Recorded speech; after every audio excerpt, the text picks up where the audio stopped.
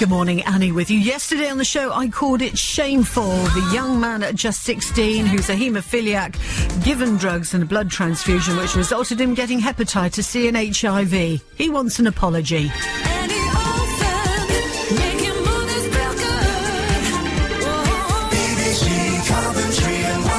Joseph is from Coventry. He's from Olseley, in fact, and we heard from him yesterday, and we just did a little recap of his story earlier this morning. He went to Parliament yesterday, and Geoffrey Robinson, Coventry MP, of course, was motioning the debate on it. You'd have thought after 25 years, somebody at some point would have said, do you know what? Sorry, we got it wrong. We completely screwed up. But do you know what? He's not received apology as yet. How did he get on in Parliament?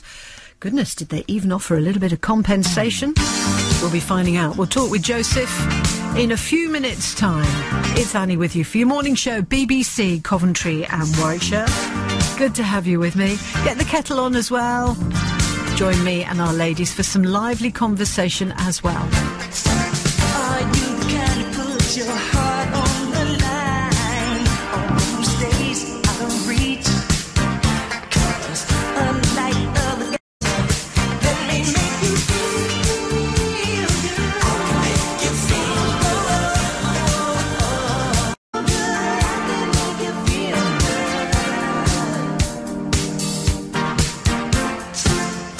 make you feel good. I can make you feel good.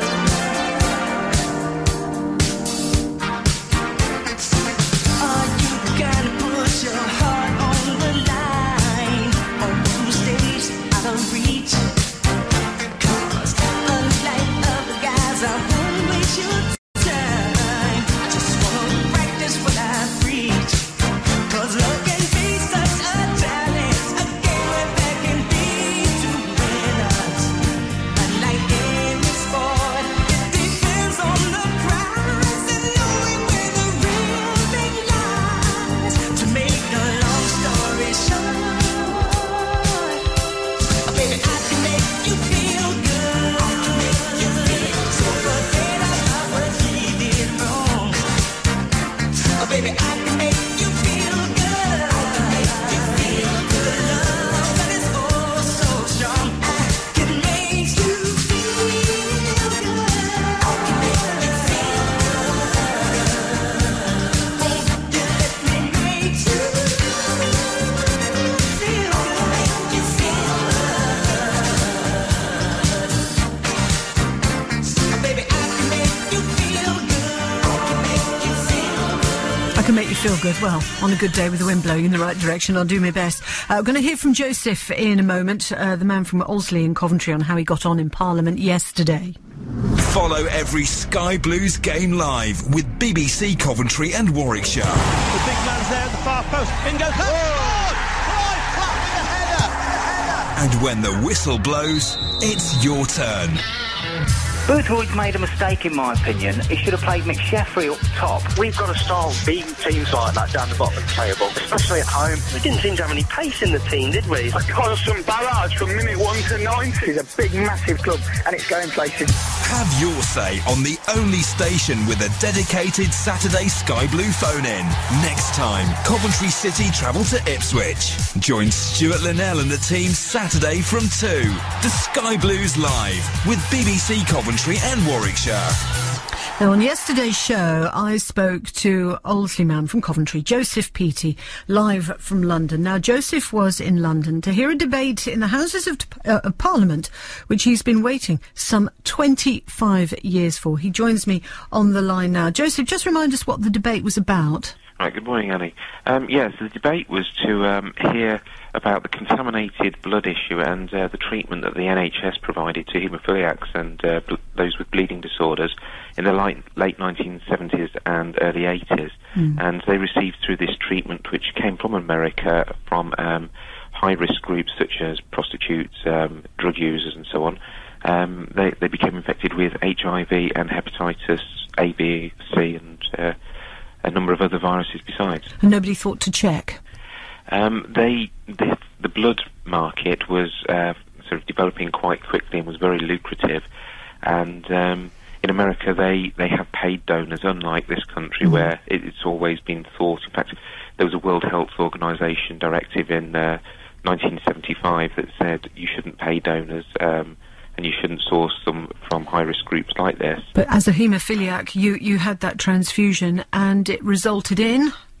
And it resulted in me being infected with HIV and hepatitis A, B and C. And as if you didn't have enough to cope with being a haemophiliac, you now had this on top of it, and you were only 16 at the time. Yeah, I was 16 at that time. And, it made a very complex condition substantially worse.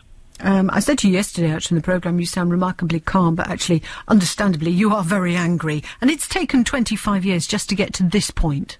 Yeah, and I mean, before the election and the recent new government taking office, we had heard some very positive rumblings from both David Cameron and Nick Clegg that they wanted this addressed in a positive, supportive way.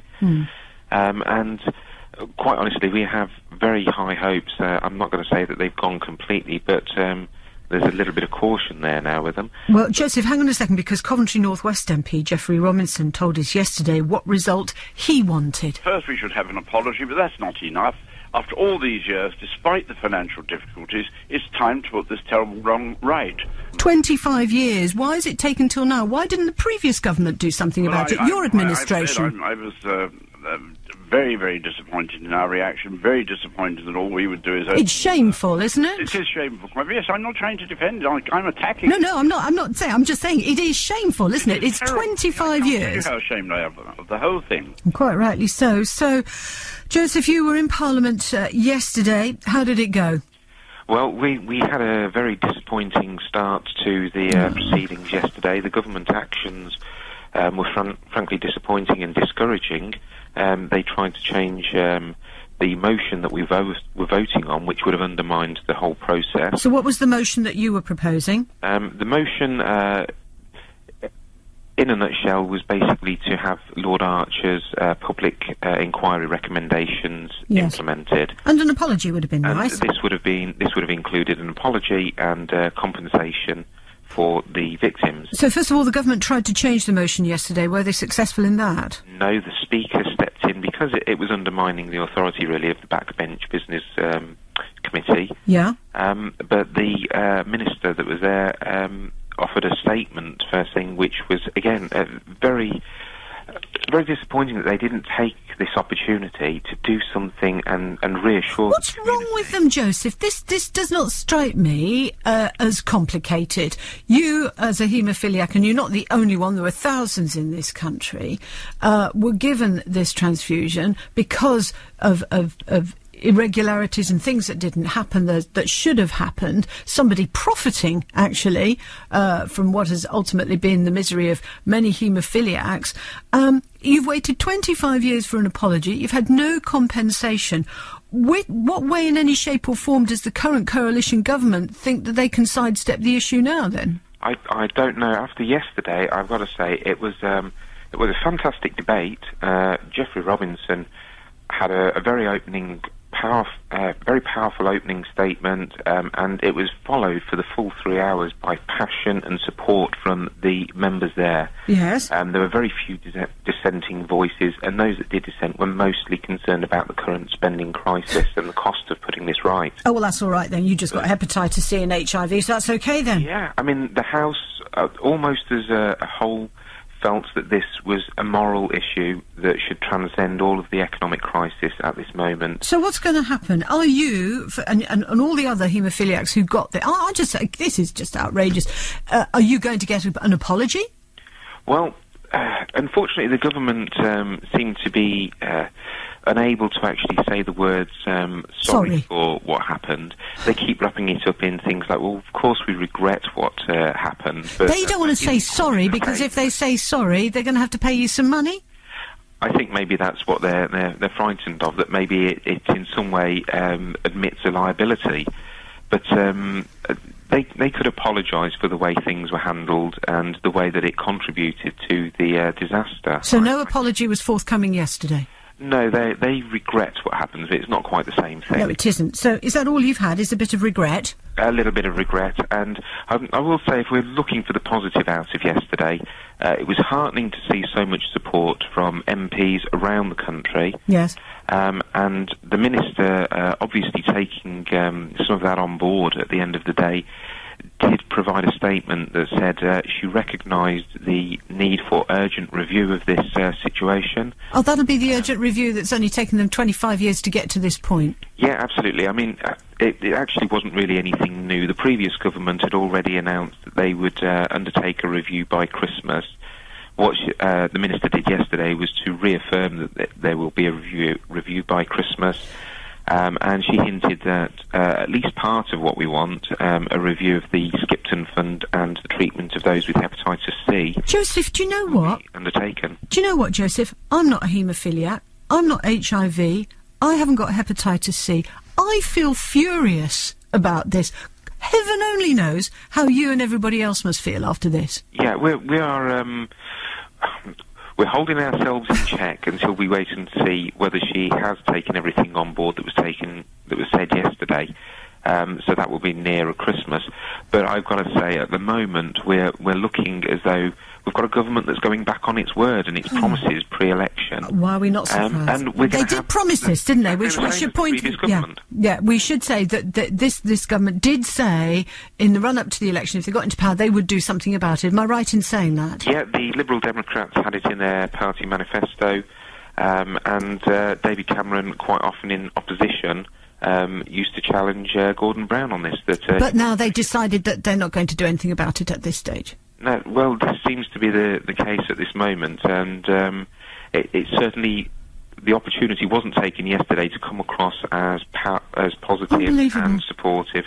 And I've got to say, even the previous government's members that spoke yesterday, they felt that it was shameful that their own government hadn't and done quite more right when they too. were in power. Quite rightly too. They've had 25 years, as you pointed out quite rightly yesterday on the programme, years when there has been milk and honey. Do you know? Not where we've all been having to tighten our belts. Years where there was money going into various organisations and various projects, Millennium Dome, all that was happening. And at no point did any other person, any member of Parliament, stand up and say, do you know what? What about these guys? Yeah, absolutely. I mean, the issues, they just really can't defend them. Yeah, it is indefensible, It's Joseph. indefensible, and it does need addressing, and they're always going to say that there's never a good time, but I will say that there have been some awfully good times in the past when they've had substantial plenty from windfalls. Well, I tell you what, Joseph, how about all the money that was spent on MPs' expenses? That would have helped the haemophiliacs, wouldn't it? Yeah, we've had MPs' expenses. We've had, as I mentioned yesterday, the sell-off of the 3G licences for the mobile phones. They raised over £25 billion on that. Joseph, I'm going to have to stop you now because I'm running out of time, but will you keep me informed and our listeners informed on what happens next?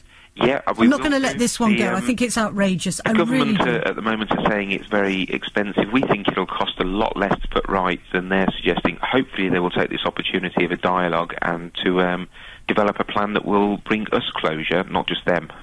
Joseph, I thank you for your time, and will you keep me informed of what's happening so that I can tell everyone else as well, and we'll keep on top of this one. Absolutely, Annie. Thanks very much for the time. Joseph Peaty from Olseley in Coventry. Oh, come on, you must have a view on that. BBC Coventry and Warwickshire, the home of Annie Othen in the morning. Like I say, I feel really angry. I'm not the one who's been infected. I'm not the one who was given a blood transfusion only to find I've got hepatitis C and HIV, and I end up with that as well as being a haemophilia. That's Joseph. I think he's remained remarkably calm and dignified throughout, but really, isn't it time that the government did something about it? They've had ample opportunity. Like to hear your thoughts. 0845 900 5200.